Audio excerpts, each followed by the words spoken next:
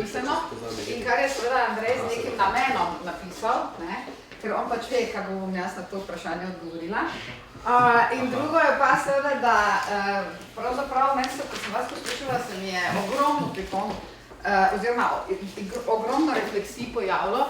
In jaz sem zdaj poskušala, ker imam samo 15 minut časa in obče znano dejstvo je, vsi, ki me poznajo, da jaz rabim nekaj ur, ne, da bom jaz zdaj poskušala v resnici te, kako bi rekla, pripombe, ne, povezati s tistim, kar sem hotela povedati, seveda razlagala, jaz nimam časa za razlage zdaj, ne, bodo to v resnici bolj replike ali pa kakšni konstruktivni premisleki. Upam, da jih boste to razumeli. Zdaj, odgovor na vprašanje, ali, če začnem tukaj, imam mladinsko delo potencial, da mlade potegne iz potrošniške družbe.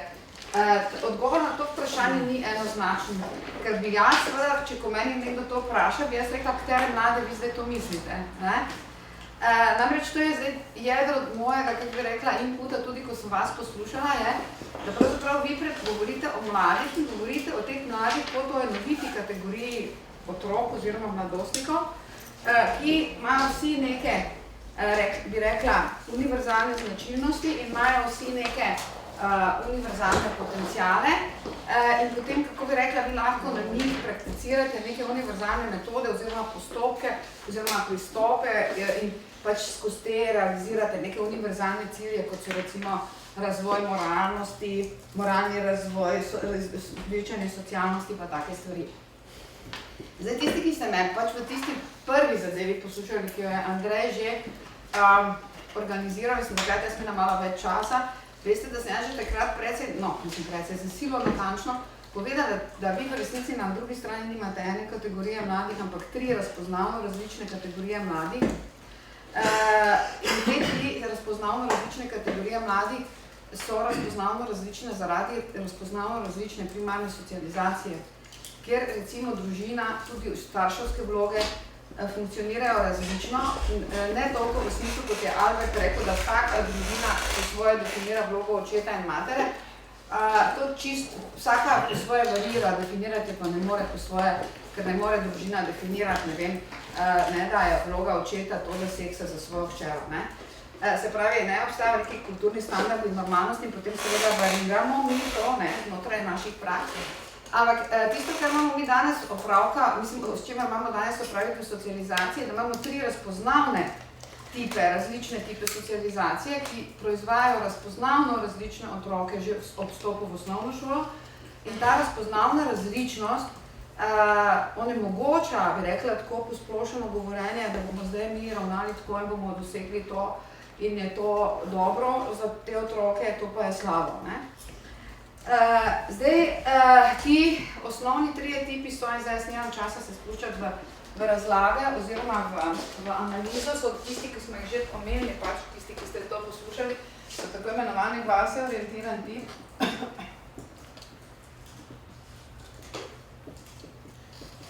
Potem je k drugim orientiran tip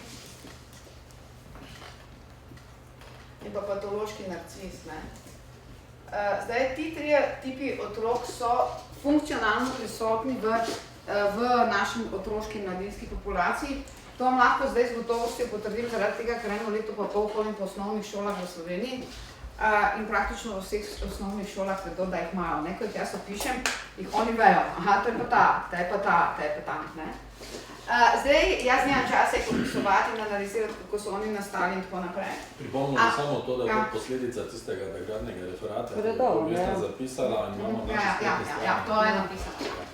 In torej, ta vase orientiran tip je tisti mlad človek ali pa otrok, na katerega vsi računajo v šolah in na katerega tudi vi računate. To je zamolčana realnost, zamolčan račun. Ampak teh otrok je po moje oceni približno 1% vse slovenske populaciji. Potem pa se ostalih 99% deli na te 2 skupini. In zdaj te 2 skupini, seveda, ti otroci funkcionalno različno reagirajo in vam dajo funkcionalno različne možnosti za, recimo, ne vem, izvajanje kakega takega cilja, kot je moralni razvoj, kaj takega. Ne? Vi računate na tega, torej na osebo, ki je odgovorna, moralna, funkcionalno odrasla, bi mi rekli, ki primerjalno analiziramo socializacijo. To pomeni, da loči med prav in fajn, ne? Da torej razume, da je treba, če nekaj ni prav, pa so pravila delati to, kar je prav. Ne?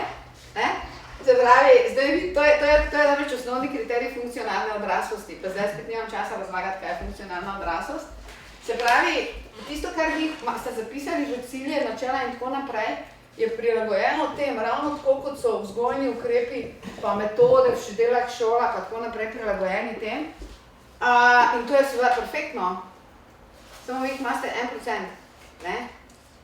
In potem imate 99% onih drugih, ki jim pa ti postopki in metode niso prilagojeni. Zakaj ne? Zaradi tega, no ta ima klasično zvest, pa torej razume, ja, ni enako, ne, pa take stvari razume, na katere vi implicitno računate, da oni to razumejo. Ne? Zdaj, teh je več, ker so to tradicionalno vzgojeni Slovenci pač po tisti tradicionalni socializaciji, ki je bila večinska socializacija v preteklosti. No, ti sicer imajo vest, ampak sicer ločijo med ja in ne, ampak ne ločijo na način, kot vi predpostavljate. Se pravi, da če boste vi rekli, nekaj je dobro, ne, recimo ne smeš onega drugega udariti, zato ker je to narobe, da bo ta oseba bo to razumela. Ne? Medtem ko ta pa ne bo tega razumela. Ta bo pa vprašala svojo vest, a je res to, kar ta oseba govori, njena vest, ali pa njegova je porekla, vprašaj druge. Ne? Zato so drugim orientirani tipi. In to pomeni, da imate signifikanten del mlade in tudi otroške populacije, ki nima avtonomne moralnosti, mi temu rečemo, da je ta moralnost heteronomna. To pomeni, potrebujejo mnenja drugega, da mu ta drugi pove, a je to res narobe ali pa res prav. Ne? Sam ne more se odločiti. Kar seveda pomeni, da se tukaj odpira eno veliko polje, skozi katerega lahko vpeljete, bi rekla, stvari, ki v principu po teh klasičnih moralnih standardih niso moralni in se tem ljudem oziroma otrokom in mladostnikom pojavljajo kot moralni, zaradi tega, ker so drugi rekli, da so moralni, ker moralno je vse, kar drugi reče, da je moralno. In zdaj seveda, če drugi reče, da je moralno enega okras, potem mu ne morate dopovedati, da to ni moralno, ker je njemu pomembno drugi rekel, da je moralno. Zdaj tisti, ki se seveda ukvarjate s kakimi, bi rekla, domskimi otroci, pa katerega to poznate. To je običajno to vrstniška skupina, seveda so to potem tisti drugi. In potem imate tega, ki pa je patološki narcis, ki pa je funkcionalno neodrasel, on je rezultat prijazne vzgoje, vzgojen je bil brez kazni, brez avtoritete in tako naprej. In nikoli ni prišel do tega, da bi razločeval med ne in ja, ampak mu je ne isto kot ja in nima vesti. Torej, on je brezmoralen, on je, temu rečemo, ne nemoralen, ampak brezmoralen, to je nekaj drugega, ne? Zakaj vam to pišem? Zaradi tega, ker zdaj, ko vi si zastavite za cilj, da boste izvajali moralni razvoj, potem seveda lahko izvajate moralni razvoj, ni problema. In to je tudi tisto, kar vi mislite. Zdaj, pri tem je lahko cilj razvijanja moralnega razvoja sporno, ker lahko, da bo on vedno bolj skozi ta razvoj ugotovil, da je davljanje drugih moralno dejanje. Kar seveda ni čisto v principu od vas odvisno. Pri tem pa sploh nimate možnosti, da bi izvajali kakršnikoli moralni razvoj, ker ta oseba brezmoralna in moralni diskurs za njo sploh ne obstaja in je to nekaj, oprostite, to je nekaj popolnoma za lase privlečenega, ker za njega je edino razlikovanje med prav in neprav, prav je isto, kot je fajn in narobe je vse, kar ni fajn. Se pravi, tukaj se vzpostavi ta enačaj, prav je fajn. In zdaj seveda, če se je fajn nadrogirati, potem je tudi prav in vi imate nobenega manevrskega prostora, da boste znotraj tega, mislim, takemu posamezniku seveda razloži, da to ni prav. Tukaj gre za to, kar je povedal Albert prej, se pravi, mi imamo sisteme. Veste, kako hočem reči? Mi imamo sisteme, vi ko stopite z temi različnimi tipi mladostnikov v odnose, vi stopite v različne sisteme in znotraj teh sistemov vaše aktivnosti in vaše delovanja niso ista.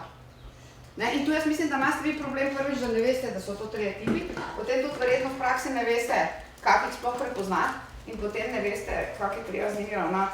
Ker pač za vsega od teh treh tipov mladostnikov je treba imeti drugačne pristope, da razumejo isto stvar. mislim, na tak način, na isto stvar, ali pa da eno stvar razumejo na isti način, na tisti, ki vi hočete pač, kako bi rekla, predstaviti. Ne? In prej ste omenili, nekdo je omenil, da je seveda ena od stvari, ki je na mladinsko delo vezana, iskanje možnosti za komunikacijo, točno. Če vi tega trojega ne razumete in če vi tega trojega ne obvladate, potem seveda ustvarjate napačno komunikacijo, ki je lahko nekoristna, ampak škodljiva. Jaz sem vam pokazala potem samo na enem primeru, pa vam lahko zdaj prikažem, recimo na primeru, pač ki je v šolah, ne vem, pravim, več kot 60 osnovnih in srednjih šolah, zdaj v letu za to. Recimo, kako šole proizvajajo delikvente, pri tem, da mislijo, da delujejo proti temu, da se delikventno vedenje širi, ne?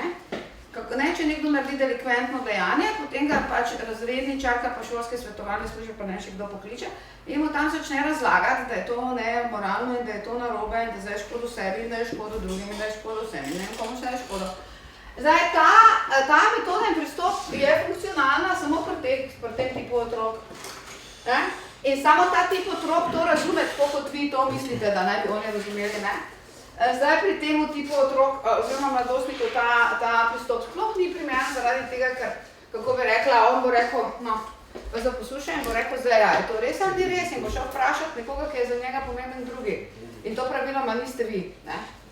In če bo drugi rekel, ne, to ni res, potem seveda ste vi govorili neumnosti.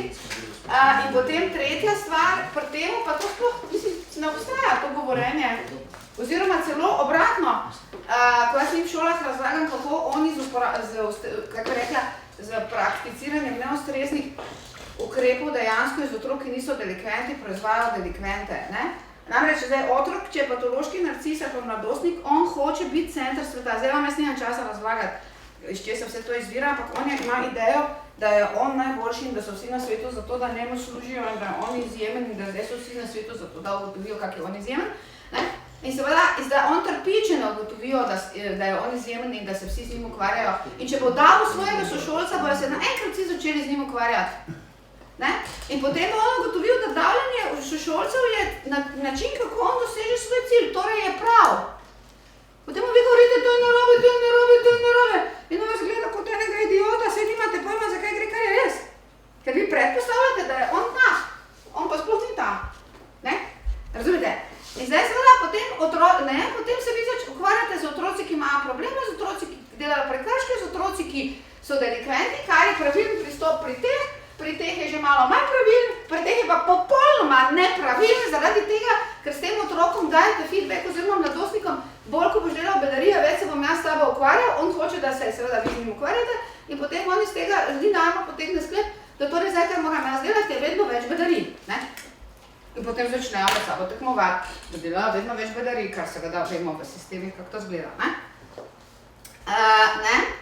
Torej, to je prva stvar. In tu jaz mislim, da govoriti o mladih na drugi strani kot enotni kategoriji je napaka. Zna se vam zgoditi, da boste sami sebi začeli proizvajati probleme ravno zaradi tega, ker je to narobe. Ker ni tam ena kategorija. Potem ena taka stvar, ki je bila zanimiva, je bila meni recimo, rekli ste, da ena od stvari, ki pač naj bi jih počeli, je upoštevanje potreb mladostnikov, oziroma mladih, mladinsko delo, ima, kako bi rekla, pač ta eno od teh ciljev, je to. Ampak kaj, če ko boste vi imeli, ali pa jih že imate, na drugi strani patološke narcise, katerih osnovna potreba je potreba po socialnem aplauzu, potreba, da se vsi vrtijo okoli njih. Kaj boste delali s to potrebo? Ploskali bomo. Ja, ne vem. Ja, to je so zdaj spodobno navodila. Dokler vas ne bodo zadavili, ja. Potem so recimo naslednje probleme, ki jih jaz vidim. Recimo, vi pravite, mladinsko delo je pač dejavnost, kjer gre za prostovoljno udeležbo. To je super, ampak treba je vedno vedeti, kakšen je motiv, ki je otroka tja pripeljal. Patološkega narcisa je pripeljal v prostovoljno delo motiv, da je on glavni in da bo skupino zmanipuliral tako, da se bo ona vrtela okoli njega. In potem še vi rečete, vse to je v redu, ker je on mladinski voditelj. Razumite, še funkcijo mu ponudite, v kateri naj on bi to delal, v kateri naj bi bil on glavni, ne bi se vsi okoli njega vrteli in bi svoj veliki infantilni ego, ki nikoli ni odrasel, tam lahko pumpal.